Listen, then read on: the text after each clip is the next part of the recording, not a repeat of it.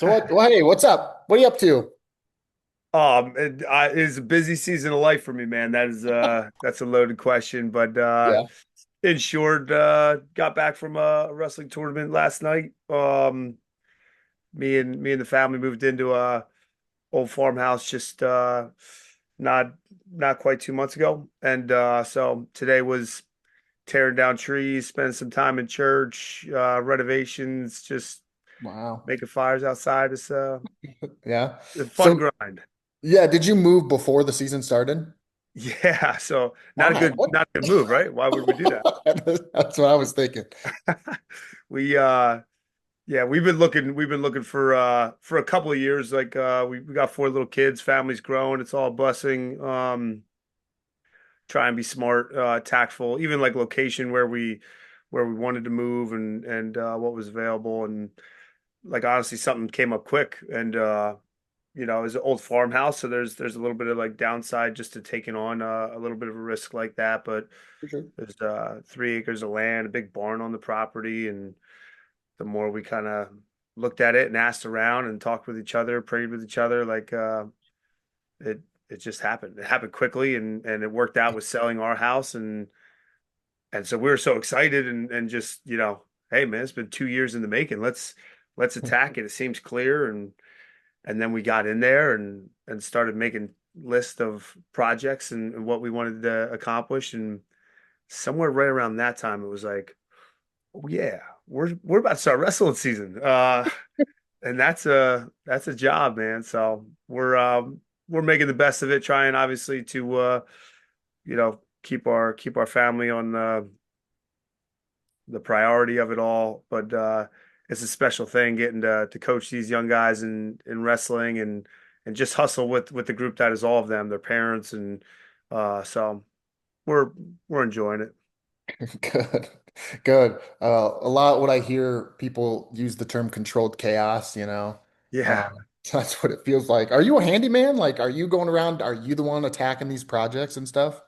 Yeah, currently I don't feel like a handyman because it's just such a slow process. But yeah, I grew up laboring for my dad in construction, and I got into teaching, got my degree from Hofstra, taught, was an athletic director, and then once my wife and I started having kids, and just kind of wanted to slow the pace of life down a little bit, and um, something happened. Yeah, your computer is not authorized. I don't think something was popping up. Yeah, wanted to slow the pace of life down and ended up getting back in construction with my dad. So, um, yeah, do all phases of construction, and that makes me able to take on whatever home projects my wife dreams up. So, lucky me. Yeah. I like how you say you wanted to slow the pace down, but now you're a head coach of a very prominent wrestling team. Like, how much slower of a pace is it really, you know? Yeah, and as much as I crave slowing down, like I'm like a yes man, and so I struggle with saying no to things, and my pace of life always seems to be pretty revved up. But like when I stepped away from the athletic director gig and all that encompassed at a growing Christian school, Mhm. um, it was at Faith Christian. I was the athletic director there, so I was the head coach of the wrestling program. That was growing like crazy, but if the middle school girls soccer coach couldn't make that day, like I was also a middle school girls soccer coach that day.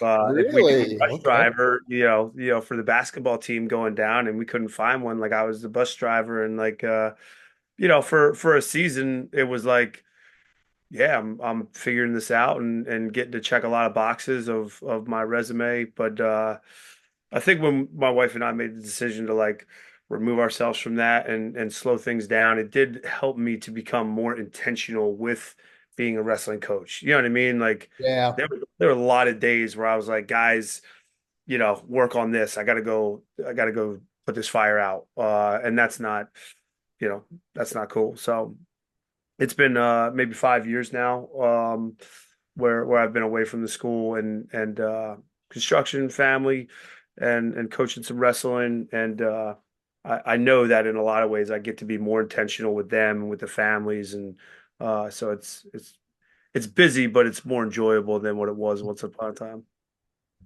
Yeah, interesting. Okay, so 5 years ago would have been, would that have been like the 2020, 2021 season? Were you still the AD then? So the year before that it was COVID. Yep. When COVID, because COVID would have been the 2019-20 year, right? Yeah. Yep. So that is when I stepped away. Technically, August of 2020 is like when my contract was up and when I officially handed the reins off and began in construction. But certainly that spring is when, my wife and I were chilling on the couch and communicated that that's the direction we were going to be headed in. And so yeah. The reason I bring that up is because it's interesting how you can almost directly correlate. I'm on the I'm on well, it's on your profile here, Northwestern Lehigh Tigers, Ben Clymer. But right during the 2021-2022 season is when Faith Christian really took that jump. And that almost coincides directly with when you stepped away from being the athletic director. Like you became more intentional and you guys, it just all of a sudden you guys hockey sticked and you know. I that's a crazy catch that you made there that sort of organically came out. I'll be really Right. quick to say, like in anything that we discuss relative to the program, like it there's crazy talented kids in our program. So a lot of like those curves that you're noting, it's not like, whoa, Ben became a really good coach this year. Like No, no, I wasn't saying that at all, honestly. there was a collection of kids that were coming up, and I didn't step away from being an athletic director so that I could become more intentional in wrestling. But I do think it's a pretty awesome thing. Maybe even God in His planning allowed that to be the case, and all of a sudden, as this really talented group was coming up, um, I could be more intentional with them and perhaps be a little bit more of a present coach and enjoy the really amazing ride that it's been with them because I wasn't wearing all those different hats. So it wasn't a cool plan by me. It just sort of happened organically, kind of what was best for our family during the time and everything else. But that jump in success was really this year's senior class. They were freshmen at the time, and a lot of people around the area that know the sport knew that jump was coming. These guys, uh, a lot of them were at Faith since fourth, fifth, sixth grade, but even before that, there are local clubs. Contender Elite is one that we oftentimes point back to. They were all together then, and when they would go to off-season tournaments and stuff like that, them and their parents and everyone was running together. And so the fact that they all ended up landing at Faith at some point in time, yeah, the people from the area knew, yeah, this is going to be a bomb, man. And yeah, 2020-21 season was the igniter of it all. It's one thing to um, put the cart ahead of the horse and say this group is going to be special. Okay, yeah, yeah, okay, how special though? You know what I mean? Like that's relative to an extent. Like, did you in your wildest dreams expect them to be this good and this special? I mean, because also you have to get them there. It's one thing to say they're going to be special and then to get them there and almost exceed what you thought their specialness was going to be. You know what I Yeah. mean? Like, Yeah. wow. I would not have guessed it, but I think a little bit of that was my, um, you know, I was not all things wrestling. These kids are all year round invested, and their parents um, are all year round invested, and they have been for a long, long time. Like I enjoy a bunch of different sports and following different sports and being involved in different stuff. So as this wave was coming in up, and I'm obviously in the wrestling scene and coaching and stuff, like I knew that it was going to be a lot of fun and a really talented group, but my mind is just not like knowing what California teams and what Ohio teams and like what the national landscape is. So like I just simply wasn't thinking that way. Like on a national stage, I still had in my, mindset like we got to catch up to Saucon Valley and some of these Notre Dame Green Pond teams that are running Pennsylvania right now.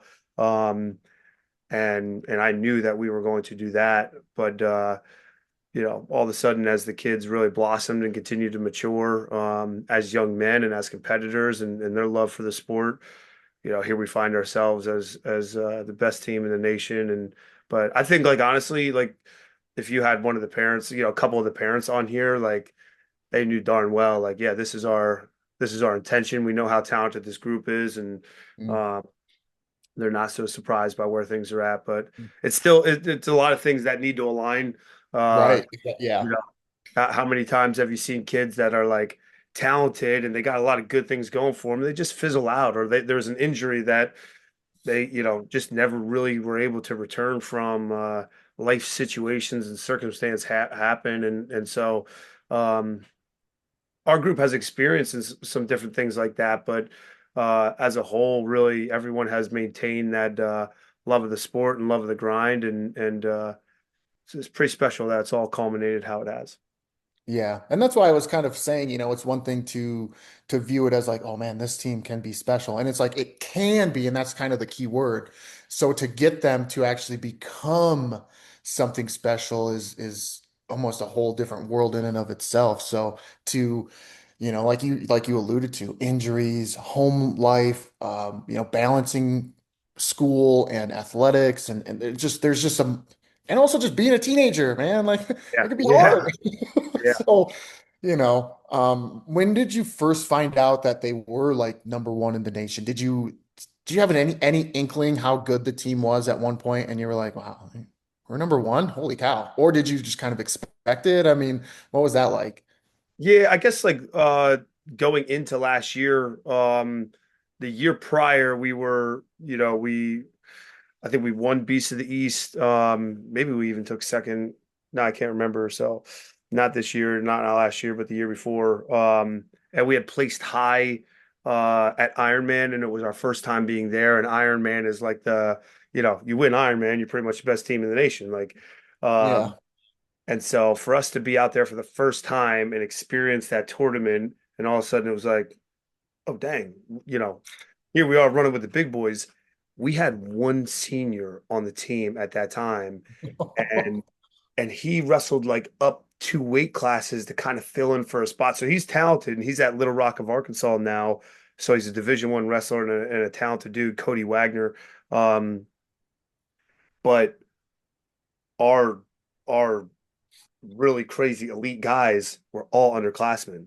And once Cody graduated that year, even though we were missing him, guys like Freddie Bachman and like Joey Bachman and Nick Singer and like there were more people coming up than there were people going out, and we were already that close. So two Yeah. years ago, you knew everybody was talented, but 2 years ago when we were on like the national scene and winning or competing and we were young and so you know not only can you forecast now like a year from now we're going to be better and 2 years from now we're going to be even better, but like you also got to see the young kids just how much of a moxie and like a competitive poise. Like we try to preach a lot of humility. I think that's one of the ways that you can grow into that expectation is not being entitled by staying workmanlike and grateful and a lot of lowly characteristics. But on those big stages, you also do need to have that like,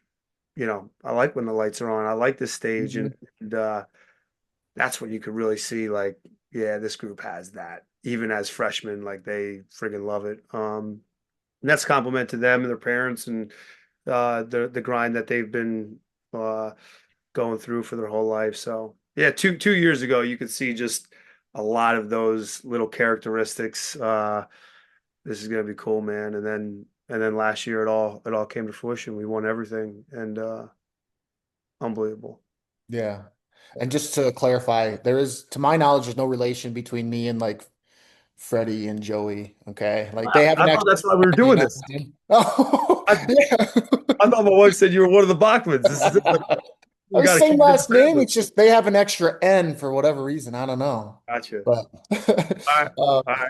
No no, relation. I that's gotta. funny. At least not to my knowledge. But how did you keep them humble? You just talked about humility.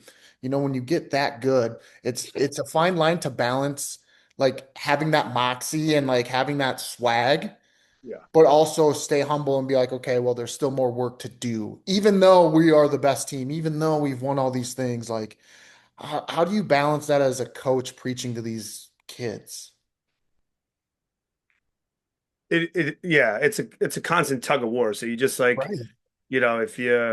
if you love the kids and you're invested into them and just having a pulse on them, like I think it's just kind of week in, week out, you sort of can sense like what message they need to hear and maybe God lays something on your heart. Maybe, you see something or hear something from another coach and it's just like yeah, we gotta preach to that humility and whatever else but we've got to get these guys to like get a little bit their edge back and that moxie on the big stage. But I would say relevant to us, we've had the good fortune with this group where you talk about the Bachmans, you talk about Adam Waters and Kale and the singers and just It's all just this crazy incredible. talent.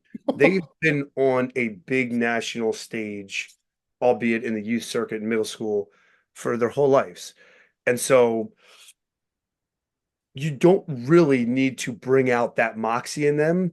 Hmm. They have it. They have it. With or without you or I or anybody else, they get it. They've been there. They've done that. It matters to them. And you better get out of their way.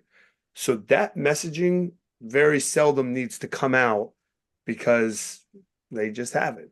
Hmm. The humility part is one that, above all else, I try to predicate myself on sharing the gospel and focusing on Christ more than anything else. I think wrestling's an amazing sport and can teach a lot of valuable lessons, but at the end of the day, like wrestling's going to end and you want to grip onto something that is more eternal and more foundational for the type of father and husband and person you're going to become. So we pluck a ton of characteristics of Christ and try to teach them, and as coaches really try to exemplify them, and humility is one of the top ones. And so um how we do that and when we do that is really just something that we're constantly trying to live out. And we've certainly had, last year we won everything. I said that except for a duel against Wyoming Sam, and Yeah. we like went to Ironman with a pretty young team.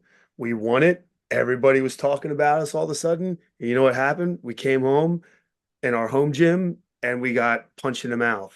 And so we had to, we have had opportunities where we've had to learn that humility the hard way.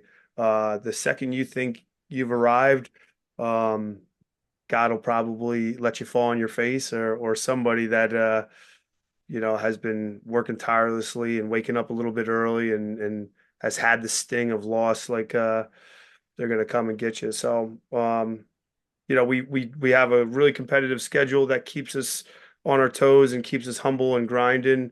And even without all that, it's really a lifestyle that we're just constantly trying to mimic after Christ anyway.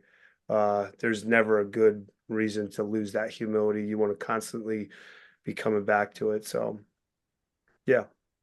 Is there a couple of things that you pull from the Bible that you sort of maybe reiterate a few times more than other passages? Is there one or two that you can think of right now that you're like, this is one that I tend to, repeat a lot because it's important? There's several. One of our like forever motto verses is Hebrews 12:11. For the moment, all discipline seems painful rather than pleasant, but later it yields a peaceful fruit of righteousness to those who have been trained by it. And so the passage is talking about like the discipline of following after Christ, and it goes on to say like, have you disciplined yourself to the point of death? No, you haven't. So knowing that your Savior did that for you, endure, the life circumstances that you're going through, like take up your cross and live a disciplined lifestyle.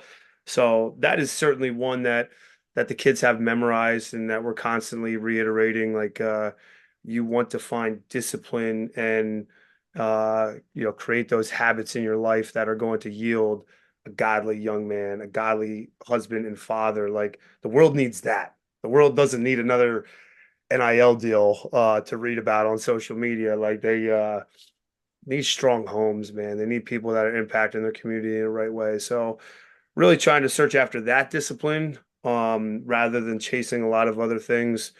Certainly that's a big one. But we have nine fruits of faith. There's nine fruits of the spirit. Basically, the context in the Bible is like if you are if you have Christ in your life, so you're living for Christ, then it should produce a fruit.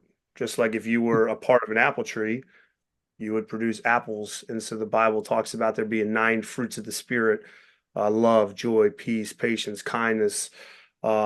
We created nine fruits of faith wrestling. Like if you come through this program, we would like you to be exemplifying these fruits. No one will do it perfectly, not your coaches or anybody else, but it's just something that we can sort of, kind of like pillars of our program sort of stuff. And so that verse is one of them. Off the top of my mind, Matthew 25:23 is that embodies use your stage fruit of faith. And Matthew 25:23 says, well done, good and faithful servant. You have been faithful over a little. Now I will set you over much. Enter into the joy of your master. And that comes from a parable of the talents. So a master gives a certain amount of talents or money, and then he leaves town and he comes back. And a couple of the servants multiplied it and put it to good use. And he said, well done, my good and faithful servant. You've been faithful over this little bit. Now I'm going to set you over more of my kingdom. And one of the servants didn't do anything with it. He buried it in the ground. He was scared. He didn't like, and the master came back and said, you wicked servant, depart from me. And the message to us as believers is God's equipped us with the gospel. The good news is Son Jesus Christ. And someday we're going to meet him, or someday he's going to come back. What will you have done with that? And furthermore, like he's blessed our wrestling program with a ton of talent and a ton of energy and excitement. What are you going to do with that? Are you going to walk the walk and wake up and work hard? Are you going to try to impact people for eternity and all those things? And we really believe like when God sees us doing that and making the most with what he's given us, he's going to want to put us on that bigger stage. He's going to want to put us, you know, up in the rankings, and that's not ultimately why we do it. But that's one of the verses, and there's a there's a lot of verses I could take up the whole time, but Yeah. a ton of proverbs. A lot of whispering can happen, as you can imagine, like within our Yeah. group and people starting and not starting, and what we see on forums and social media and all that stuff. And Proverbs 26:20 says, "For lack of wood, the fire goes out, and where there is no whisperer, quarreling ceases." And so we just want to be a group that's really good at speaking openly and honestly with each other and not being in this habit of gossiping and whispering. Because when we do, there's going to be fires that are starting, and that people don't want to be a part of that, man. Life's too short. Um, Walk with the wise and you'll become wise, but a companion of fools will suffer harm. Gotta be careful who you're hanging out with. It's Proverbs 13:20. Um, so there's a few. Yeah. No, I appreciate it, because as that's part of what you at your school, you really do mesh the Bible with sport, and Yeah. basically you learn how to become a better human and a better wrestler by using the Bible to as kind of a catalyst of Yeah. sorts for that. So I was just curious, what were some that stood out as like um I guess I'm going backwards a little bit. How did you end up at Faith Christian in the first place? You graduated from Hofstra, and then it seems like shortly after you wound up at Faith Christian. Yeah, it probably ended up being like a year and a half time. So I'm originally from like the Lehigh Valley. Yeah. And so both of my parents actually went to Faith Christian. So a lot of Really? my family is like from the area. Yep.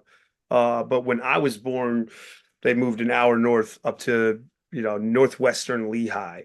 Mhm. Uh, and so that's where I grew up, and we were homeschooled. We played sports for Northwestern Lehigh. So even though I had a lot of family from the area and faith, like that's not where I grew up, and we weren't that connected. Sometimes go down for like an alumni basketball game or something with our parents, but it's not like we were really around the school or following it. And so uh went to school at Hofstra then, and I was subbing and coaching up there, and I got a call from my uncle, who um, who was a principal at Faith, and he basically said, "Benny, we need a phys ed and health teacher. I know that's what you have your degree in, and we're really looking to start a wrestling program.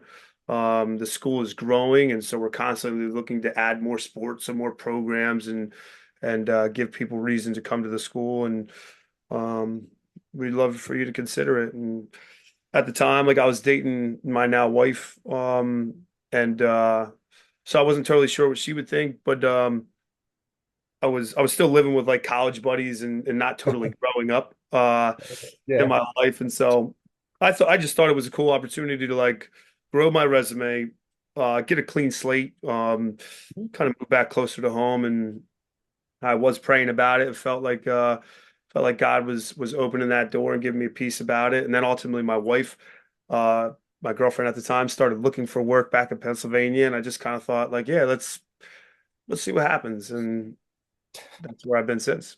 12 years. Freaking nuts. Wow, 12 years. Yeah. You have seven siblings too. So like you 8. were eight siblings. Yeah. I'm one of You- 9. Oh, you're one of nine. Yeah. What was that house like being homeschooled? It was nuts. I mean, we have the best mom in the whole wide world, and a dad who's sacrificed for us like crazy. So definitely wouldn't be achievable without them and their patience and their love for us. But it was cool, man. It was, I think, obviously as we started getting older and there were still like little kids in the house, like those were like annoying times. Where like there's the chaos of like little kids, and as you travel around to just like go do something simple as a family, it's just like the circus is rolling in. You go to a restaurant, you go to a sporting event, it's like the 15 passenger Clymer mobile is rolling up here, and strollers are falling out. Like it's just there were some points where like it was pretty chaotic and didn't seem so cool. But honestly, for the most part, you know, it was just fun, man. You always had somebody to hang out with, to play with, and yeah, I told you like I work construction with my dad now. Like that's what we did then too. Like we worked, we made money, we learned the trade, we played on the weekends. We were obviously involved in sports and in church, youth group programs and stuff. And so we're just, I guess that's where I get my busyness now, man. We were just always busy. Like there was never really time where you were just sitting at home and relaxing. Like there's too many people around to Yeah, relax and right. nap, and there was too much to do, too much going on. But it certainly made it like a lot of fun, and even still, I think it's cool. We couldn't really appreciate it growing up, but you see a lot of families just as life takes over and people move away. Sometimes there's rifts and grudges, and our family is totally not perfect. But I think especially around the holidays, you see where like, oh man, that family's not really around anymore. They're not totally getting together. They're not kind of back at church even for like the holiday stuff. Like I wonder how they're doing. And I'm so grateful. Like we are all still local. We love getting together. Really? We throw like themed parties, hillbilly hoedown parties, and still getting together over the holidays. Like it's God's blessed us with a neat family. It's a compliment to my parents. So 9 kids was crazy. I have 4 now, and I couldn't imagine having more than 2. Um, and so I don't wish it upon anybody, but it was a lot of fun, man. How many were there any sets of twins? No, no, Wow. Okay. And where do you no. fall in line in the siblings? Second Second, oldest. Yeah. second oldest. Okay. Yeah. Um, wow. When was the last time you all got together? Like your Just mom and dad and all the siblings. yeah, Friday before Christmas. So No whatever that kidding. day was, 20 something. Yeah. How many? So now in total, between the siblings and the kids, how many are there? All right, let me do that real quick. I Yes. would Okay. say that I would say that 5 of the 9 are married. Okay. Um, Another one's engaged. We'll, Um, we'll count it. We'll count we'll count it. it. two other very, very committed girlfriends. I don't, you can keep going. Anyway, so we'll go six spouses, and then there are four, six, seven, eight grandkids with a ninth on the way in March. So nine kids, six spouses of 15, eight grandkids, 23 and counting. Like it's almost like you talk about like the faith program, like man, you can tell this group's coming up. Like, yeah, there's eight grandkids and one on the way, but like you could tell the avalanche is coming, man. Like this we're gonna be doing this same podcast next year, and I'm like, yeah, man, the 23rd grandchild on the way. Like I don't know what to tell you. There's a lot of people, a lot of babies coming. That's awesome. Yeah, you guys could have done like 4-on-4. I mean, I don't know how Yeah, close you guys were in age, but you know, yeah. There um, was like there was like I'm not kidding you. Even still, you talk about like flag foot or Thanksgiving football games and right, stuff like that. Like we love each other, but God's also blessed us with a very competitive tick. We all hate losing. And so yeah, we play games all the time. You're talking about kickball on the cul-de-sac and roller hockey and yeah, backyard football games. And I mean, majority of them end in a fight and somebody being pissed off. And so we had enough numbers to play games. Oftentimes there was friends hanging out at the house and so it was happening, but yeah, usually didn't end well. So yeah. yeah. Yeah. When did wrestling then come into the picture? Maybe for you or your family? I mean, when did that start to become a focal point, or at least when you started out, you know? Yeah, so I'll tell it quick, but my pop-op, so my dad's dad, he coached and kind of like a legendary coach in the area that we're currently at. Penridge High School was like the local high school to Faith Mhm. Christian Academy. And so he's an amazing coach, amazing dude, coach football, coach track, but he loved wrestling. My dad went to Faith Christian where they didn't have wrestling, so he played all the other sports. And then as we were growing up, my pop-up said you should get the boys wrestling. And Northwestern Lehigh happened to have a really good youth program, a talented grouping of kids. So my dad made us go out for it. I was a basketball guy, football guy. My dad made us go out for wrestling. Fourth and fifth grade. My brother Scotty and I were in. Scotty was in fifth. I was in fourth. And I was awful, but a collection of the dads like went to my dad and were like, listen, your boys are really talented and we've got a pretty focused group. Like you really should keep them in it. And so Scotty was good right away. I was getting pinned all day, every day, every single time. Dad, I'm going back to play basketball. This is garbage. Let Scotty wrestle. I'm out. And my dad kept us in it. And then it started to get better. And then all my younger brothers, Bobby, Caleb, Dalton, they started, pretty much right in kindergarten. So Scotty and I started in fourth and fifth grade, but then all the younger brothers got to start right away. And yeah, a lot of football too, a little bit of baseball, but yeah, everybody wrestled. A couple state champs in the mix. Um, Yeah. yeah, man, it's Yeah. cool. Football, did you continue that throughout like your high school career? Did you end up, you did? Yeah, I love football way more than wrestling. I just when it came down to it, there weren't that many football coaches calling me to play football at the next level. So my junior year when my brother Scotty was like confirming his recruiting process and coaches were really like coming to the house for him, they would say like, "We're coming back next year for you," and I'd be like, "I'm playing football in college," and then yeah, I got to that point and I had to call some of them back and say, "Hey, you still want to come back to the house?" Looks like I might be wrestling. I don't know. So yeah, but I'm grateful. I love wrestling. It's done a ton for me, and now a bunch of years later, it's been a huge you know part of my life. Obviously, like 12 years of getting to run with this group and be a part of this scene. It's been very life giving to me and has helped me. It's helped me create a lot of discipline in my life. Because as a Yeah. coach, you want to stay out in front, and it's hard to stay out in front of this group because they have lofty lofty goals and a ton of drive. So, um, yeah, I'm grateful for the path of wrestling in my life. It's interesting you say that like your football is your first, you love it. And yet we're sitting here right now as the Steelers are playing the Ravens for a spot in the playoffs, and you're doing this podcast. You're not even watching the Steelers. That is if you're a Steelers fan, that is, I guess. I don't know. Nah, no, No? we're Oh, we're on the east side of PA, boy. This is Philly country. This is oh, Kelly Reed Eagles. Oh, okay. Eagles, baby. We didn't even play the starters today. No. How was that? Did you watch it at all? I was cutting down trees in the Oh, backyard. yeah. No, you Yeah. didn't miss much. Yeah, McKee is My back up son, for a reason. he kept running out like, Dad, they got an interception. Dad, they threw an interception. This is not good.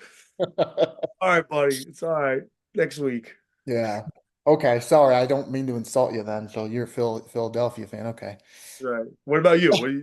Vikings. Okay. I Yeah. like it. Really? Oh, thank you. I got a couple buddies out in Minnesota. Yeah. Luke White, shout out. Pat Murphy's out there. Tyler Banks. Yeah. Yeah. A little rough one this year, but I don't know. Whatever. Happens. Brett Favre's probably still available, man. Philip Rivers came back. Let's get Favre back for a year. Resurrect you guys. You'd Oh be my gosh. Yeah. Yeah, he did that once. Resurrected yeah. us 1 year. Anyway. So, when you were you pretty disappointed that you weren't getting recruited for football? Yeah, I was, but I like, you know, I Northwestern Lehigh is an amazing place. It's not like a huge school. It's kind of like middle of the road, and so it was just dumb and naive of me to think like I was bound for some Division I program and scholarships and everything else. Like I played football, but that I wasn't doing anything in the off season. Like I was just sort of like a talented high school player and played hard, loved it. We had a good team, but I wasn't warranting anything scholarship wise. So I just love football more. Like it was a little bit more fun to me. Like I love like the mano y mano part of wrestling. Like Yeah. that revved me up, and I do really love competing in anything, tennis, ping pong. Like I'm in, man. Let's go. But I really thought I'd be playing football, and um, yeah, then it worked out that I won states my senior year, and I wrestled in more off season tournaments going into my senior year, and um, I wrestled in some the previous year with my brother, and so it started to take over. Like I started to be surrounded by more friends and stuff like that were gunning for wrestling, and so I got into like the club scene and traveled to some tournaments, and so I started getting the bug, and part of that was like, yeah, man, it's hard to go play college football. I'm not like crazy fast, and I'm like 6'3", 190, and unless you're some like burner receiver, like that's not running back size, that's not middle linebacker size. I'm not a quarterback. Like, what is my plan here? Yeah. I better get good at this leg riding thing and push the wrestling issue. So, um, yeah, man, So that's how did you end up at Hofstra then? that was cool. So my junior year, I was academically ineligible. Um, Really? Dumb. We went out to team states and we left on a Wednesday night. Um, it was the start of the second semester. Um, I I was lazy in homeschool. It's like technically cyber charter school, so an online public school, but done at home. So we could still play sports for the public school team. And I just had a habit of like, yeah, I didn't hand in the assignment. I'll hand it in tomorrow. Like, I had a practice, what do you want me to do? And it typically was like a non-issue. You get away with it. It's all good. And otherwise, like I was, school came pretty easy to me, good SAT scores, all that. Um, but I came back from team states my junior year, did not hand in a 100-point chemistry project to kick off the second semester, and Miss Silly, my chemistry teacher, said you're getting a zero. And I said, we're out at team states. We took second, by the way. Yeah, I wasn't here, but I have it ready for you now. I submitted it. Check it out. Even if I get partial credit, all good. Have a great week. And she's like, no, you've done this way too many times. You're getting a zero. And as it turns out, if you're failing a subject for 3 weeks in a row, after that third week, you're ineligible. So after team states, we had a week off, and then in districts, and then regionals, and then states. So my junior year, I won districts, won regionals. I was ranked number one. I had beaten everybody, and I was ineligible for the state tournament. And my brother and I were both ranked number one. He was a defending state champ. Newspapers are writing articles. Clymer brothers both going for gold, and like a dummy, I was at home watching it. So that definitely revved me up a little bit to push for my senior year. And but when I got to my senior year, like even in wrestling, because I didn't do a ton in the off season, and because I didn't even place in the state tournament my junior year, it wasn't like there was a ton of huge people coming after me.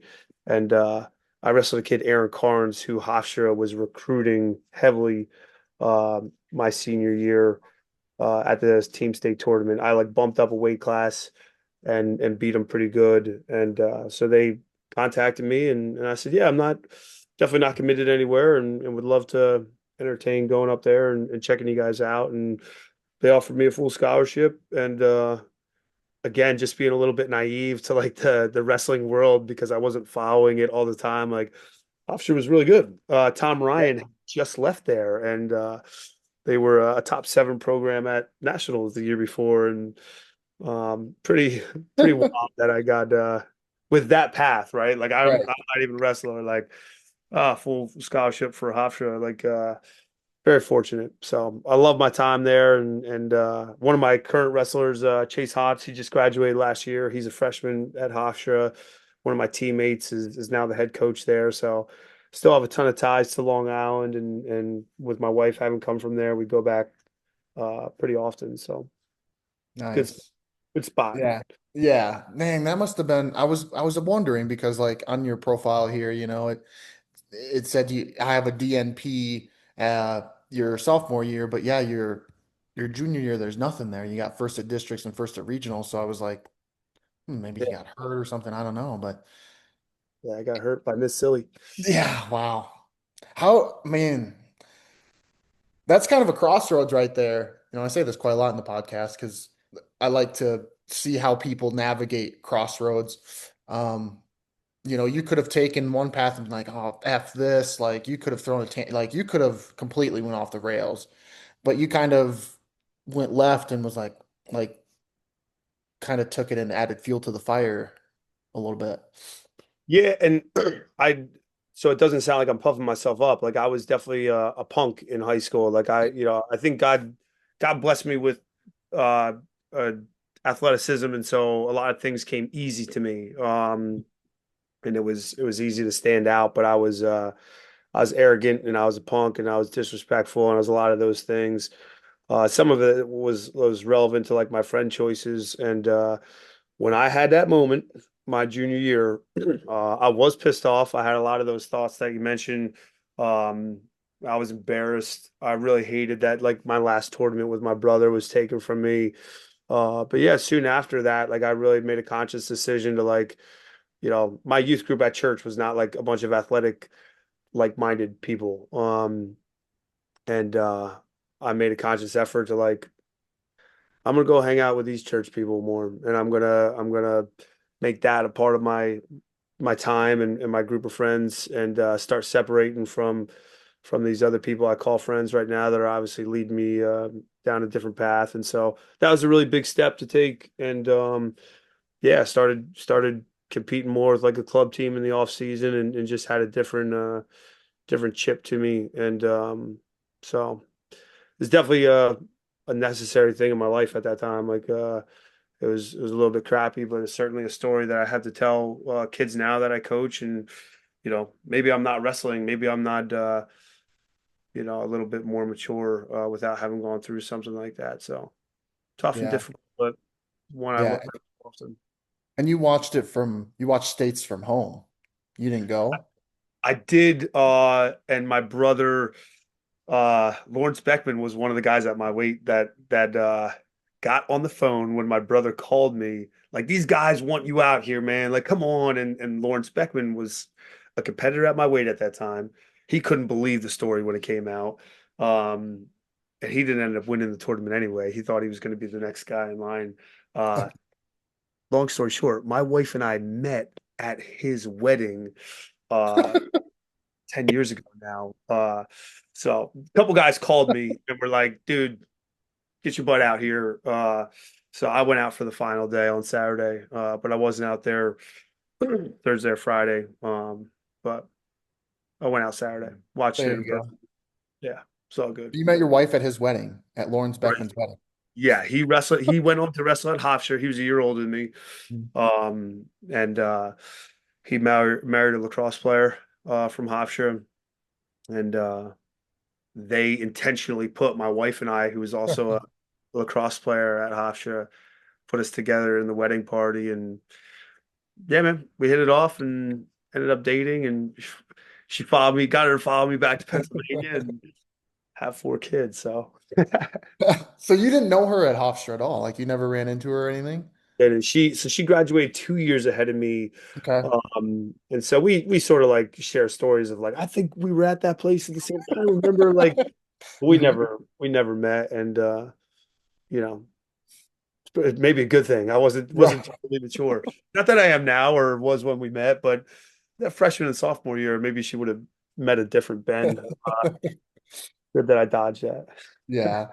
Um, were you getting looked at anywhere like after you won states your senior year? Did that sort of start the phone call and the people coming knocking on the door, or were you already committed to Hofstra and that was it, like done?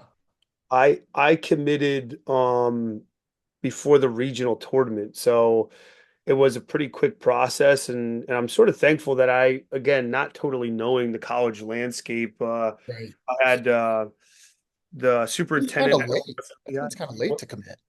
and it's late. You know, Yeah. that was the other thing. So like when I got that offer, you know, team states is the first week of February. So it's the first week of February my senior year. Yeah, my high school coach and the superintendent at Northwestern Lehigh and a couple other just like family members and stuff like that said, man, that is still like somewhat close to home. So it's not even like you're taking a huge leap in travel and commute and distance, but it's a great academic school and it's highly competitive from the wrestling standpoint. Like you'd be really crazy not to pursue that. And so I took a short time to pray about it and like I said, because of my limited wrestling experience, there were other local colleges, Lock Haven and Drexel and schools like that were interested in throwing partial scholarships at me. But it really wasn't anything crazy. So once I got that opportunity, I took it. Like I said, it would have been 2 weeks that I took to go on a visit and discuss it, and then ultimately called the coach and verbaled. So yeah, by the time I won states, like that was wrapped up. Had a couple conversations, but yeah, man. What about Liberty? Because your brother Scott went to Liberty. Was Yeah. that ever a thought to follow him and be with him? Yeah, again, in my like naive thinking, like that was just my default. Like I'm probably not gonna play football. Like you know, I'll follow Scotty down to Liberty. That absolutely was like my default plan. Like it's cool down there. I've been down there to visit him. Like they got a Division I wrestling team, so I'll have the opportunity to get better and compete on a big stage. Um, wasn't like it was crazy expensive, so we'll figure out the financial end of things. But just kind of God working like all despite me and who I was at that time. Like, you know, Liberty never was banging down that door. Like, we got to get Scotty's brother too. Like they were like, yeah, you know what I mean? He's a good kid. We'll find out something to give him. But you never had that feeling, and that was like a lot of the coaches. You know, Virginia and Dresser had talk with us once. McCoy at Maryland, like there were coaches that were interested, but nobody was really like, I got to come to the house and here's our offer. And it was just so stinking clear, man. When Hofstra saw me beat a guy that they were uh, heavily involved in recruiting, and it was up in weight class, and it was 9-2 or whatever the score was with Aaron Carnes. Like they contacted my parents. They set up an at-home visit. They got us up to Hofstra for me and my dad. They put us up in a hotel. Like it was quick, and it was very apparent. Like, we want you, man. And so it Yeah. was. This is a great feeling. Let's go this way. Yeah. Did Yeah, Carnes end up going to Hofstra? he did not. I This has come up before, and I'm trying to think. So I feel like I've heard like what he ended up doing or where he ended up going, and but I can't recall it off the top of my mind. No, that's all right. I was just curious because I thought he did, but I guess I'm mistaken. No. But so you end up going to Hofstra, and when did you decide like PE and health? Because I saw you were you wanted to teach and coach after college, but I didn't know what you got your degree in. Yeah, yeah. That Because just because I love sports so much, and like played so many different sports, like even in my free time growing up, like we were always doing something, and so like I feel like I just had like a knowledge of that and appreciation for it, and loving being in shape, the confidence that has brought out in me, and wanting that for other people, and especially kids. Like I just loved, like, I had really great coaches growing up, and I love getting to observe them and how much they love coaching and doing this thing. So, pretty early in my career, like I wanted to. That was that was my mindset, man. I want to teach a coach. This seems amazing. And so, phys ed and health seemed like the right way to go. And yeah, man, Does loved it. Hofstra have a pretty good education program? Yeah, yeah. It was like I don't know that they were some crazy nationally ranked in their Mm. education department, but they had a great department, and like Long Island's such an amazing place. So like I got placed with especially for my secondary placement with Russ Sellen at Freeport, and he's just like this giant of a football wrestling coach on Long Island. Nice. You go to pizza parlors and stuff like that in town, and they got sandwiches and stuff named after him, and so Oh, no just kidding. yeah, it's just I got to be around some really neat people that helped steer me and mentor me, and athletic directors I got to meet. So yeah, it was a good choice. Like it was a great field of people like within the department, and on Long Island that I got to be impacted by. So um, yeah, Yeah. What was it like your senior year?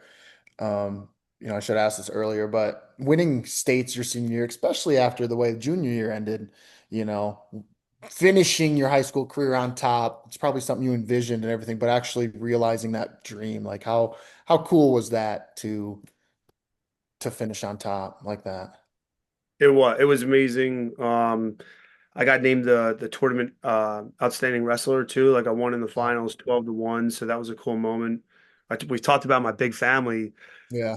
So embarrassing things to happen was on the floor of the Giant Center, a reporter came up to me after I was awarded the outstanding wrestler, Hmm. and he asked my mom and I if this was our son because I was holding my little brother Dalton, who was a baby, and my mom looks young. And so, as a senior in high school, on a high from winning states, the outstanding wrestling trophy, and guys like, it's just your guy's son. Like, ooh, that deflated the air real quick. Big compliment to my mom, but yeah, it was really cool, man. It was like, honestly, I told you, like, there was a lot of lifestyle changes and just a different tick and focus to me. So in my mind, like, I cut a lot of weight for the first time too. Like I cut back down to 171 after walking around football season 90, 95, and I God could have allowed it not to happen, but in my mind, like it wasn't going to go a different way. It just wasn't. So it it was definitely a premeditated, very thought out thing, and so it was cool for it to come to fruition, and thankful I had that moment with such a bad taste in my mouth the year before being out there, and you know. is really cool. And I love that place, the Giant Center. Like that's still where our state tournament, everything is. And so getting to walk those halls and just be in there with the guys now and speak a little of that same energy to them and see them buy into it and become like a little bit of a sacred thing. It's just so cool.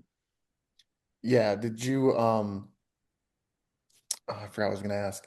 Um anyway, so you end up at Hofstra. Um what was it like that first year experiencing Hofstra? I mean, did you just get your butt kicked like a normal freshman? Yeah, yes and no. Like Oh, okay. there were guys on the team, like Ryan Patrovich was a mean dude. Yeah. Um, and certainly like my coaches, Rob Onspach. There's a guy, Alton Lucas, who was a senior. He was a returning All-American, 174, and just like explosive, dude. Like he'd blast double me and had me on my back before I was like starting to sprawl. You know what I mean? Like what just happened? But I was able to win the wrestle off for my weight class at 184 As a true freshman. as a true freshman. And Wow. they didn't send me to the first tournament because it was a close wrestle off. Like I had won a couple of them, one of them over Lawrence Beckman. Got him. But yeah, Anthony Tatura, he was like a redshirt junior at the time, and it was a close match in the wrestle off. And so they just kind of went like, we're gonna let you mature. This guy's more seasoned. There's not much difference between you guys anyway. And I feel like he took like fifth or something like that at this tournament that was supposed to be a little bit more low scale. And so I said, all right, Clymer, we're gonna pluck your red shirt and give you a chance. And I tech fall the kid in my first match ever at Hofstra. We had a couple Wow. freshmen starting. Steve Bonanno, Jordan Ank was a heavyweight. And like I honestly think we all tech fault our guys, albeit against a lesser like Wagner opponent. But then the following week we went to Penn State and beat them. That was the year before Kel Sanderson got there, but they were ranked like sixth or seventh at the time, and I lost my match, but it was close. Steve Bonanno won a big match, so I was getting my butt kicked in the room by people, but competitively, I think I was 21-12. Like you could look it up. That's probably a little bit wrong. I don't know why that's sticking out in my head, but as a true freshman, like I competed and that was the only year I didn't qualify for nationals, but like I lost in overtime to two All-Americans. Like they took top two at my weight class, um, Oh, Patterson, really? Umbahauer, and they took third and seventh at nationals that year. And I lost to overtime to both of them during the year to one and at the CAA tournament the other. So I feel like I was right there Yeah. and uh and you know never totally I feel like the program a little bit started to digress. You know what I mean? Like in the absence of Tom Ryan after more and more years, and Jody Yeah. Buick was a big name coach who left the program a year later, and so it just wasn't totally the same recruiting pool. And um, I got more involved in like the party scene than it was a disciplined lifestyle, like hustling after it. And so there's a couple things that added to it. But I feel like that freshman year, like it was fun because I was getting my butt kicked in the room. I was doing privates with my coaches, and I really enjoyed competing. And then slowly but surely after that, it felt like more of a job.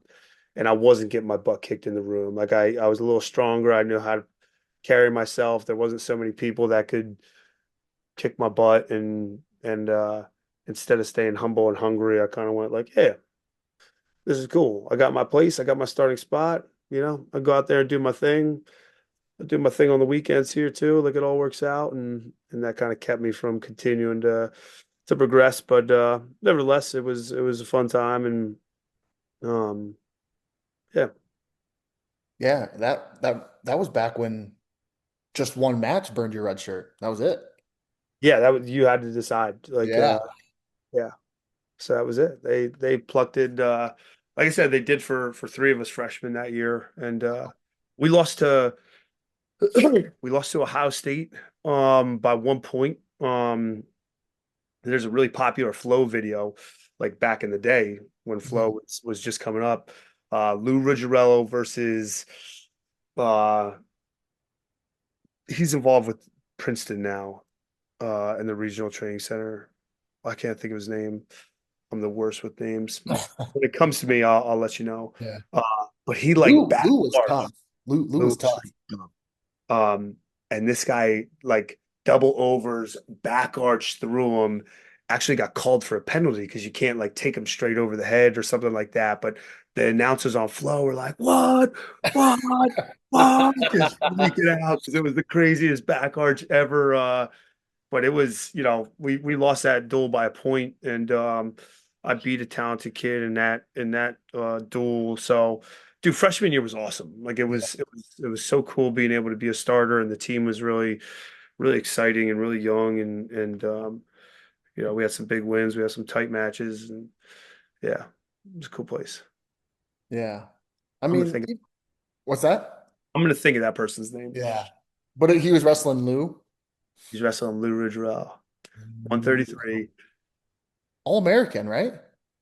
Lou did All American, but he would pin guys that were he would pin guys that were ranked second, third in the nation. Like Lou should have been higher. He should have been a multiple time All American. He Mhm. should have finished higher in his senior year. Like he snuck in and took eighth.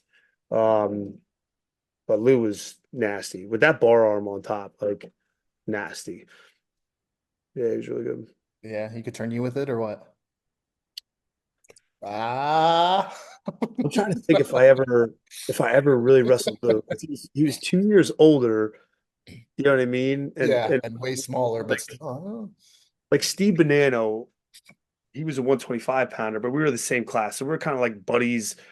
And I like Lou, and we were close enough. But like me and Steve could mess around if we need to warm up at a tournament. Like we were buddies. We lived together for four yeah. years. Like, Lou, it was like, you know, Yeah. I got to be wrestling this big dumb 84 pounder for like nothing good's gonna come of that. So I can't honestly say that I've ever like been in Lou's bar arm. Yeah. So yeah. Chris Weidman, he's a fighter from up there. He would come in the room all the time and train with us. Mhm. Like that dude's put me in a bar arm before, but never really Really? were. Was Yeah. he there when you were there, Weidman, or not? Was he before you? He was there as an undergrad student teacher. So he was like in his fifth year, Gotcha. done competing. Um, So, him and I became friends, and when he would do his training camps and stuff like that, he would come in and practice with me.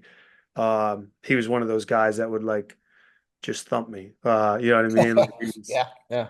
so good. He was so strong. He would do his cuts down from like 225 pounds, where he was fighting middleweight at the time, 185. And so early on in those training camps when he was starting to get in shape, but he was still 215, 220. It was just like that guy would bash me. So Was there ever a time where you got him? uh I think I took him down twice. I feel like both times it was off of I pulled like a Russian tie and he would Yeah. swim opposite arm like over my head almost to like pull me down to a front headlock. Yeah. Like that's where he would just bury me. Like he's not as athletic as me, so he would never really shoot through me. I'm hoping I'll be able to show this clip to him. We would oftentimes have arguments about who was more athletic. So he was never out athleticizing me, but he would get his hands on me and just snap me down over and over and over and over. So he would swim over top, and I twice sat through, peeked my head Yeah. Go peek right down out. to the tip, and promptly celebrated. I would too. And then he grabbed a hold of me and just buried me. So yeah, Yeah. there was definitely one or two moments, but I guess it's sort of telling that I can remember them like they were glorious because it certainly wasn't happening a whole lot. Yeah. You mentioned at your time at Hofstra, you were a three-time qualifier. You showed out against the top guys in the country. Reese Humphreys, Reese Humphreys, Oh, yeah, he was the guy who wrestled who oh, yep. double arm back arch, Lou Ruggiero. You look that up. It's a crazy call by the Flow guys. Good. Okay, I will. Gosh, Reese Humphrey. I kind of forget that he was like at Ohio State. I don't know why. Like I shouldn't forget that Reese Humphreys was there, but Lance Palmer and Jay they Jaggers. were loaded. Yeah, yeah, Ooh. Jaggers. Yeah.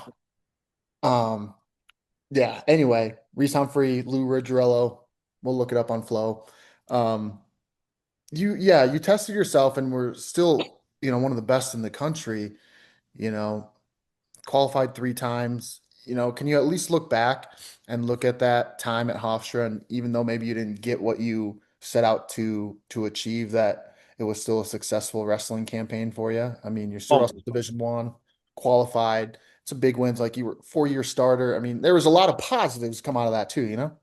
yeah, I think 100%. Like it was such a blessing getting to go to that and have the friends. Me and my friends are really tight. From there, we keep in touch with each other, albeit pretty spaced out by now. So the people I got to meet and create friendships with, the time I got to compete and just travel, right? Like see the country and experience some cool arenas. Like I would not trade it for the world. I think like when I bring up a little bit of my shortcomings. It's just, it's like, yeah, I feel like I probably had a higher ceiling than than what I showed at the end of it all, and a little bit of that stinks because we sort of started this podcast talking about like just discipline, Hebrews 12:11, and what we Yeah. try to impact the kids now with like man, find that discipline in your life. Your habits are going to create who you are, and you want that to be about Christ, and you want that to be about your work ethic and what time you wake up in the morning. And it's like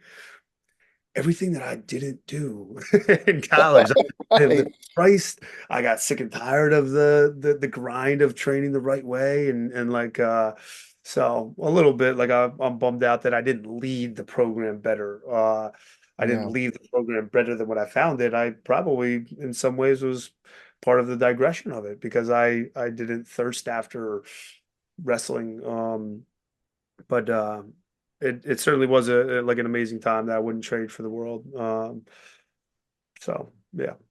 How do you deal with, and this is something I have a hard time with from time to time, regrets of shortcomings, how do you and how have you handled them and reconciled with the shortcomings and looking back and turning, like, instead of looking at it as a negative, sort of spinning it into, gosh, you know what? I was still blessed, like you all just said, I was blessed, I wouldn't trade it for world, all those things, how do you look at it positively instead of negatively? I certainly, you know, the fact that I get to be in a position like I am now, where I get to like share some of these stories, but like I get to be the head coach of one of the best teams in the nation. Like that's God's blessed and still allowed me to have like neat stages to tell some of these stories. So it's in some ways easier to go, hey, here were my shortcomings, but it kind of all worked out. So I'm grateful for that. Like God did not keep me in some of those, you're ineligible, you're a failure, like you let the ball drop. Like he spun it and surrounded me with good people, namely my parents. But like I said, people at my youth group and church, and like he put the right people around me to pick me up out of some of those places. So um as I look back and I try to consider your question a little bit, like I think that's just a huge part of life is like you almost want to fail, you almost want to put yourself out there so much that you realize where you have shortcomings and where you're failing in temptations and where you are lacking in discipline and where uh, that way you get to grow and get better and if you stick with that and let God lead you and keep finding more discipline and forging ahead um, to problem solving and getting better at whatever your craft is, you're probably going to end up having opportunities to share those situations with people in your life and that's really powerful. You know what I mean? That's how learning continues. You know what I mean? Most of the information you have acquired comes from other people's experiences, right? Yeah, like Yeah. you watch videos on what other people do and how they grow and do things like that's, your shortcomings are going to help somebody else learn from that. And that's it's actually really cool. That's a really powerful thing. So they sting in the moment, but the quicker you can count them as blessings and just pick yourself back up and get going, the more you'll probably realize the silver lining in them. I Mhm. was ineligible my junior year, ended up being a pretty powerful part of my whole story. My wife and I have, lost children, stillbirths and miscarriages and stuff like that, dark, painful things, but they have redirected us to appreciating the kids that we didn't think we could have. Let's make these wrestlers our kids and treat them more as kids that we get to impact rather than a means to being state champs or something fleeting like that. And so God plants a lot of shortcomings and a lot of failures and a lot of struggles ultimately that he can grow you. It's painful, but Right. later it yields a fruit for piece of righteousness. So that's Man, what I that's love. good. Yeah, that's tough though. Like, you're saying kind of look at these things that are in the moment, like just tough, but like it's a blessing. I mean, it's hard to say me being ineligible was a blessing, because like I don't know. That just seems like kind of like an oxymoron, in a sense that something bad is a blessing. So how like I'm just I understand how you can turn it into a blessing, but how do you call that a blessing when it's a negative? Yeah, just like I think the more you give thought to it and you try to pause to really analyze it, like you know, there was a time when I was coaching where I was very agitated all the time because the group that I was coaching, we were not stacking up to where I thought we would be. And when we lost Caden, and when we were experiencing, probably not being able to have kids, what the doctor was saying, it shifted my mindset to coaching. Like these, I don't get to have kids, but look at this room full of 20 guys that's showing up here to listen to me. Like, thank you, Lord. I'm going to shift my thinking instead of being agitated. I just love these guys and enjoy the time. Um, and now, as I look back, I didn't have the maturity then to realize Caden and that tragedy as a blessing. But as I look back now, and the joy that I get from coaching and the growth that God has allowed in the program, and people that ask me like how it looks like you enjoy yourself and how do you kind of get the program to where it's at and all that stuff. Like it's not by my wisdom, it was by some really painful life situations, and the blessing is that I probably am not maturing as a coach without that shortcoming. And I think a lot of people could attest that most of life situations are where growth happens, is when there's a bump in the road, man. When there's a painful situation that forces you to pause and address something in your life and give thought to it.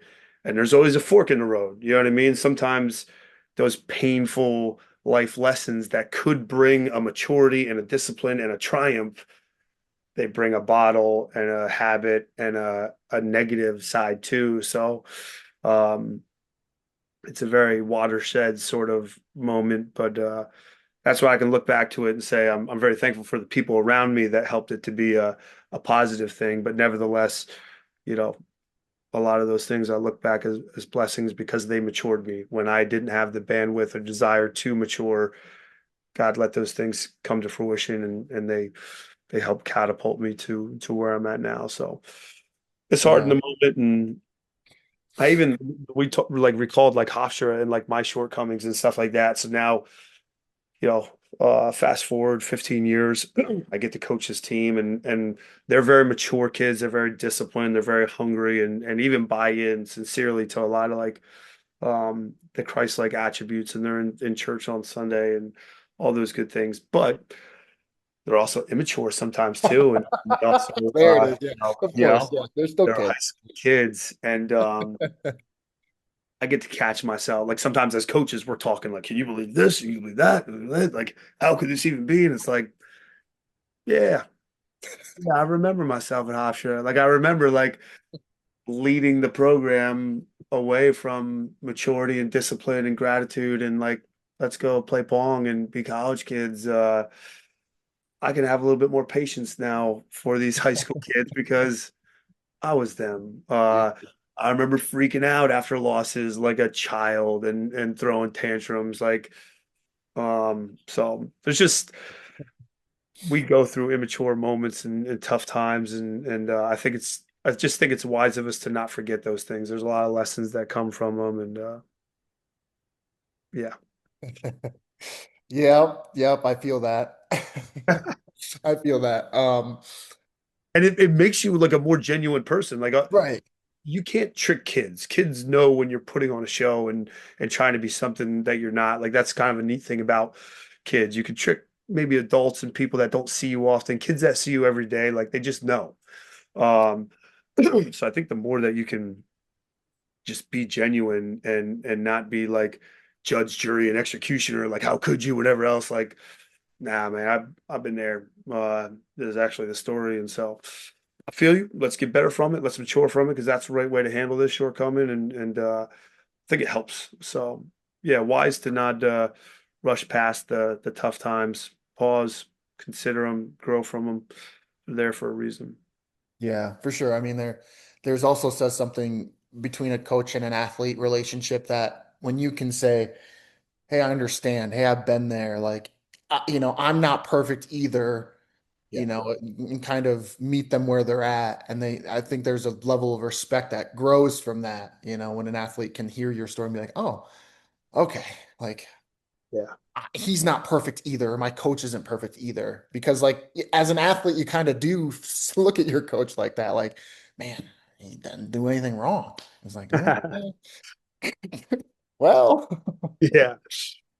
The faith kids could sing it different too. They're like, "No, get me on the mic. I'll tell you about my coach."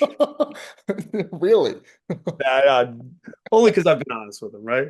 Which is good, which is where that respect and growth comes from, and that's where you can actually get a lot more, like I say, growth athletically from them is because they trust you, you know. Sure. Um, Before I let you go, I have a couple other things I want to touch on here. As you're at Faith and you're preparing guys for the next level, like not saying give away your secret sauce here, but like as a coach who is preparing kids for the next level, who know that they want to wrestle at the next level, like what are some things that you do that helps your guys be as prepared for the next level of wrestling, no matter what it is, D2, D3, NAIA? Like what do you do to help them be as prepared as they possibly can to succeed? Um, I think a couple things. Like honestly, we don't have to dwell on this because we spent a ton of time talking about it already. But like, I really do believe the strongest foundation that you can give yourself is we're all going to die someday. So have you ever considered what you believe and why? You know what I mean? Like life Yeah. is going to end. What do you believe Yep. happens? And I'll share with you what I believe. It's what the Bible says that God sent his son to die for us. That's the only way we can get in heaven because his son's perfect. No matter what we do, we're not. So we can't earn our way into heaven. Um, but if we choose to accept him as our savior, much like a Christmas gift, you offer me a Christmas gift, it's there. But until I take it and accept it and thank you for it, it's really not mine. And that's what God calls us to do. Accept his son as our savior. And that way we can be sure we're going to spend an eternity in heaven someday. That is amazing. Despite ourselves, despite all of our shortcomings and Yeah. immaturities, God wants a relationship with us and he's provided it for us. That's the strongest thing. And creating that habit of like week in, week out, we're training for Ironman. We got to come back. We got to work on this technique. We got Wyoming Sem coming up. We got, Doc B coming up. And then we're going to Barton and McCourt's looming and like all of that stuff is always going to be there and is always going to be vying for your attention.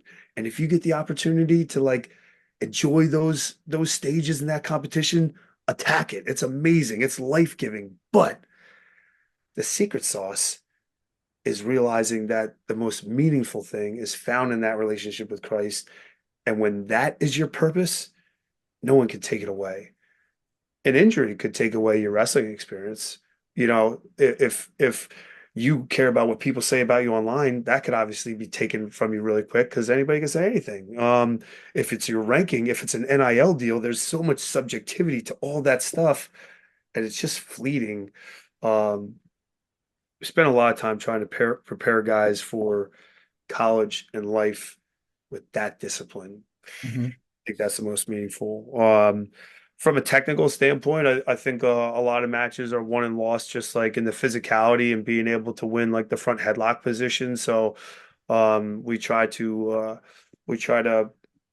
credit ourselves to being dominant in that position. And I also think like I was a leg rider, and sort of like a lot of mat wrestling sometimes can be overlooked. People are gunning for freestyle and off season, and my brother's especially good at like tight waist and emphasizing the ride and just how you can break guys from putting weight on their hands and um, scoring quick points from the top position. So that's been something that we've tried to equip the guys with. Like let's be different, spend time in the top position, not be so quick to just cut all day long. And um, so Christ, God's word, um, I think a habit of ours, especially like towards the second half of the season. Like we always try to pride ourselves on peaking.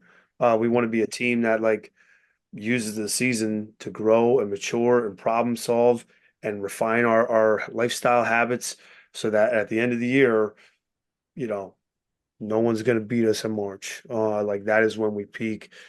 And I think you do that by like at the end of practice when you're most tired, you create a habit of like, this is when I'm my sharpest. This is when I'm my most competitive. Like I peak at the right time. You create that habit when you're at a tournament and you get to the end, man, that is when you really lock in and then that can be said of you, you know, throughout the season then. We have this mindset where like even if there's shortcomings, even if there's whatever, we're going to learn from them, we're going to grow from them, we're going to problem solve, and we're going to keep trying to peak towards the end. And one of the ways that we do that is the second half of the year. We wake up early together. We do morning runs and sprints and kind of find an extra gear, find an extra lifestyle discipline. A lot of them end up doing it on their own anyway because they realize that lifestyle habit to be a good one. But that's something that we try to equip them with. By the time you get to college, like, you know, you have your college coaches that spend time with you, you have practices, but you get that extra gear and that extra level of confidence by what you do on your own. So that's really an important uh, habit that we want to send them with. You just go to practice like everybody else. Why should you stand out? Why should you have a superior confidence that you deserve to win? Like, those things are always bred by you and what you do with your time when no one's watching. So yeah, try to speak that truth into them. Yeah. Yeah. So So accept Christ as your savior, be good in the front headlock position, and good mat wrestling. That's the Faith Christian Academy secret sauce. That's yeah, that's why you're number one. Got it. Okay. If everyone else listening and in the country can do those three things, there you go. you'll be good. You got a mean top ride. Yeah, I'm trying to think if there's anything else, man. Hold on. You can Um, tell pretty quick. Like I tell you, like surround yourself with like-minded people. So there you go. Yeah, you for want sure. to be a good wrestler. Like our program has benefited so greatly. Like I did not know all these kids when they wrestled for the youth in Contender Elite, but as you know, like all the dads know each other. Yeah. No, nobody tighter knit than a group of youth dads. Uh, you you think like Real Housewives of New Jersey is a thing? Like, no, no. Come down to southeastern PA and sit at a local TGI Friday where the youth dads are talking wrestling after a tournament. Like, you don't know nothing. That could be a show, man. Really. The real wrestling dads of Southern PA or something. Oh Yeah, my gosh. I'll send some yes, sorry. But Yeah. anyway, there's a bunch of dads who talked and ended up setting their kids to faith, and I get to be the beneficiary of being one of their coaches, and Yeah. that, like I said, that's made me a better person and a better coach, and a lot of the guys have continued to grow and mature, become more competitive, not because I have a secret sauce, but because they're sharpening themselves every day with really elite people. It's a very important part of the secret sauce. Yeah. Do you guys do much with freestyle and Greco? And I know that might sound like a silly answer, but like, since college wrestling is folk style, does that can sometimes get overlooked in some Yeah. aspects? So Yeah, just kind of curious. they do like that's a again a compliment not to me because I was a football player. I didn't do a lot of the like freestyle Greco-Roman. That was not a part of my routine. And then by the time I got to college, it didn't make sense for like Hofstra to pay for me to go and compete in those styles because I wasn't very good at them. I didn't really want to do it. Um, our guys are year-round wrestlers, so they do have a habit. They do have goals of being Olympians and making world teams. Some of them have. They want to be out at Fargo. Like so, yeah. The bulk of our team trains in the off season. They freestyle Greco in the spring, in the summer, and then it's right around that August time that we transition back to folk style. Um, but because like I don't have a knowledge, they train at like the local RTCs. You know, Lehigh is a big one that a lot of them go to, but they go down to Penn and out to Princeton and have private coaches and stuff like that that they'll work with and I get to be more of a you know more of a husband and a dad. That's obviously become um, a necessary part of my lifestyle in the last 5, 6 years now. And they'll hit me up to you know get smaller sessions in during the off season, so it's not a crazy regimen, but Yeah. definitely a lot of freestyle Greco with the group. Do you ever see yourself becoming a very minor middle school football coach or something like that to just even dip the toe in, just to like scratch that itch of football, man? Dude, I'm gonna send you a picture. My son Colton, he's my oldest, and then I have three girls, Hayden, Kelsey, Hannah, that are younger than him, and so he loves football. I told you he was coming outside today, like Eagle stink, dude. Let's do it. Like, um, and he's just playing football all the time. So at some point, I don't know if there's even like spring ball local to the area that we're in, or if maybe we'll do it in the fall. But yeah, I can't wait to coach him up. Oh yeah. I'm gonna send you a picture with like my headset on and the plays on my wristband and a bunch of 6 year olds out there that don't understand me anyway and going at him and going crazy. Yeah, I'll be coaching some middle school football till I find out like I did in high school that I'm just not very good and the parents get together and vote me off and yeah, Hey, maybe you'll be a better football coach? perhaps. Perhaps. I Like, mean, I don't know. You've never done it before, so you don't know. maybe wrestling is a blessing because like I know there's a humility involved because I wasn't that guy. I wasn't like this end all be all like amazing wrestling guy. Mhm. So I got to learn and I got to stay humble and maybe that's helped me to be a good coach. In my mind, I'm the NFL player that never made it, and if I bring that toxicity to youth football, I'll probably learn that that's not a good coaching ingredient. We'll No, see. well, I'm excited for you that you're still able to, like with football being a love, that you're able to still, like I said, scratch that itch and be involved a little bit because like that's cool. Like mine is baseball. And so just being able to watch it, I don't coach it or anything, but that'd be cool just to be involved a little bit, because Yeah. I just love the sport. I don't know. Would you play? What So I position? started out, I started out on the infield playing shortstop and second base, and then I moved to the outfield later on in my career. Like freshman year, I think I moved to the outfield. So Nice. Never pitched yeah. though.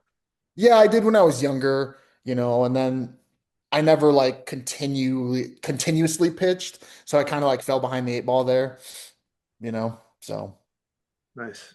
yeah. I played up until eighth grade, which sounds like stupid, right? But that was our first sport that we all started. My dad was a good baseball player, and Okay. got to high school where it's like you got to give something up, and so it ended up Yeah. being baseball. But I'm with you. I do love baseball. I Mhm. still play a little slow pitch softball every now and No then. kidding, you do? See if I Good still for got it. you. I Do you? don't, but Okay. they still walk me out to shortstop though. You know what I mean? Like oh, this guy, young kid, he's athlete, he'll figure it out.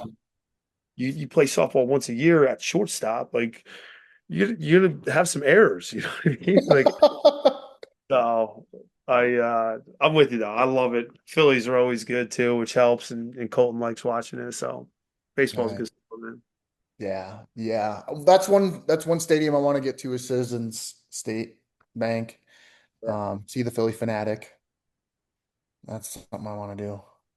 nice. And are you a Twins fan too? Yeah. Is it like I'm a you Cubs all fan. Like, yeah, my dad's a huge Cubs fan, so just kind of grew up being a Cubs fan. I don't nice? know. Yeah. But all right.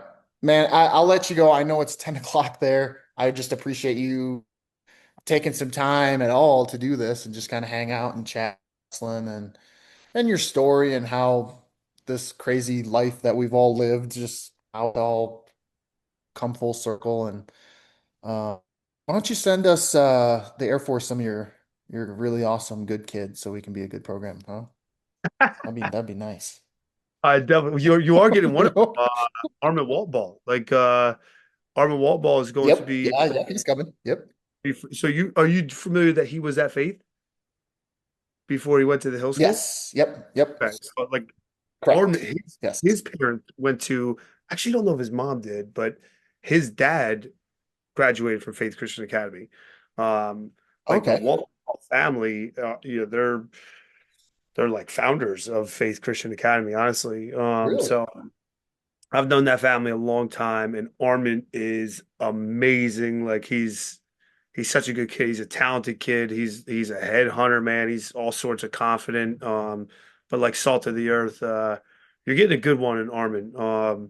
So maybe there'll be more to come. Yeah. No, that's But awesome. Yeah, I was over at Coach Elroy Perkins' house here watching the Bears before I came and did this, and I told him I was talking. He was like, "Oh yeah, Armin Walton Ball went there." I'm like, "Oh, no kidding. Okay, cool." So Armin, Armin's he's a legend, man. I'm glad he's going out there. That's been a good. lifelong dream of his. So it's Nice. he's a deserving kid for something like that to come to fruition. So yeah, you're getting a good one. Yeah. Well, again, yeah, I appreciate you doing this, and good luck on the rest of the year, and hopefully you kind of keep this momentum going as kids graduate and new guys come in, and that can be you can ride that wave, but as long as you are genuine to who you are, I'm sure it'll be whatever comes will be great. Whatever happens, happens, man. It's a fun ride no matter what. I appreciate you having me on, and you're easy to talk to, man. It's a fun chit chat. So keep doing your thing and Yeah, thank you. Yeah, pick, I will. pick up a little slow pitch softball. I'm telling you, like I mean, if now you that I'm got out here, I might. I don't know. you I got mean, that itch, man, just a little there's bit. somewhere that'll take you. You go out there and Yeah, make some mistakes and bring it back. I'm sure. I mean, that's the one sport where as you get older, you can still kind of play. I mean, there are Yeah, guys out there that are playing knee pads, man, I mean, that's shoulder. right. You know, Whenever those doubts come up, you just go watch. Like number one, you're going to find out no one watches them, so you're right? there's not Yeah, much pressure there. There's not spectators at slow pitch softball games. yeah. Not even the wives. Like no one is there to support that endeavor. So Your wife little doesn't go and watch you pressure. play. What's Your that? wife, your wife doesn't go and watch you play. No, no, no, no, no. She no spectators at slow pitch softball. That's a fact. And then yeah, you look at the talent that's out there and you go, why did I think I couldn't do this? Look at these guys. They got this. Yeah. So What does your wife do? I never asked you that. I like to kind of see what what they're up she to. she's PR and marketing. She worked in Manhattan coming out of college. Ooh, Um, ooh, okay. she yeah, she's worked for a bunch of different companies, and she kind of like as she progressed, she was able to kind of come back to Long Island. She worked in 1-800 Flowers corporate building and for Canon cameras, and then like I said, she looked for work in Pennsylvania, worked in the corporate office of a hospital. And it was such a slow pace compared to what she was used to in New York. She started like picking up her own clients just to keep herself busy. And then she was like, "Hey, I could do this for myself. Just work on my own, and have private clients." And so she did that for a number of years, and we just celebrated being married 10 years. Nice. Congrats. 4 kids later, this is the first year where we've kind of gone like, let me you be a mama bear. And she's homeschooling Colton in kindergarten this year. So she's all sorts of busy. Yeah, she's all sorts of busy, but this is the first year where she's trying to be an at-home mom, and um I gotta make the money now. So I should probably figure that out. And you're doing construction Yeah, yeah. with your teaching degree. Teaching instruction. Don't I I have we've got some plans. We've got some plans in the works All right. to merge little wrestling construction. The business is there's opportunity there. So my degree, my teaching experience will not be for naught. It's Yeah, gonna good. mold itself into something cool coming up here. So Yeah. Do any of your athletes like come and work for you like during the summer or something? that I mentioned Cody Wagner as a kid that he was like the only graduate in that class 2 years ago. He was Yeah. home from college, and um, he just had like a little bit more free time, I would say, than a lot of them do. Like honestly, their Yeah. schedules are so disciplined. Like Kale Whittemore has been out on a job, and Gage Matero, and some of the kids have been on a site before, but like from a we hired them for the summer sort of deal. Like that's not the closest thing has been Cody Wagner. When he came home for a few weeks stint, he worked with us, yeah, every day. Has some late nights, like he's seen the grind. You know what I mean? There's some jobs Yeah, where yeah. it's like concrete setting up, sun's going down. We're gonna set up spotlights. Like, welcome to the jungle here, buddy. Yeah. But I think there, I think there's a, I think there's something to that where you can learn a trade, and not for nothing. It's physical. It breeds a little bit of a mental toughness. So like you're almost preparing yourself for wrestling from a Yeah. strength component and everything. And in the process, you're surrounding yourself with good people, the people that we work with, and wise older men. And yeah, you're learning a trade. You're learning how to deal with money, and I think a lot of like high school students anymore, like it's all about your NIL, it's all about college, and Yeah. that fabric of good blue collar, it leaves them. You know what I mean? Everything is about going to the next club practice and private coach, and if you're not careful, you're sort of setting up um, you know, a young man that everything is laid out for him, and there's not that look of like put your boots on, go out, get to work, and you know, I think that we can offer a good balance of that where we're training together, and we're doing privates, and then we're working and making money, and learning other facets of life too. So we're gonna keep tapping into it more than we have already. Yeah, because at the end of the day, like you said earlier, like wrestling's gonna end and you're gonna have to go out and get a job. So, and last question here. Is there a guy on the team or a couple guys on the team? Because I've had one other coach on here who has his own business, and sometimes his wrestlers would work with him. Is there a couple of guys on the team that you're like, you would be the last guy I would ask to come out on the construction site because of like I know the type of work that it's going to take, and you just are not a construction guy. No offense to you, but You just like run a skid steer? No. I would, the guys will laugh when they see this, but I would say one of them would be Nick Singer. He probably would be a little bit too annoying to have on a job site. Like he's just always talking and rambling and like not totally focused on what's going on. Now he loves the Lord and like he's got amazing qualities, but like if we were out there to like, dude, we got to grind after this, like Yeah, put right.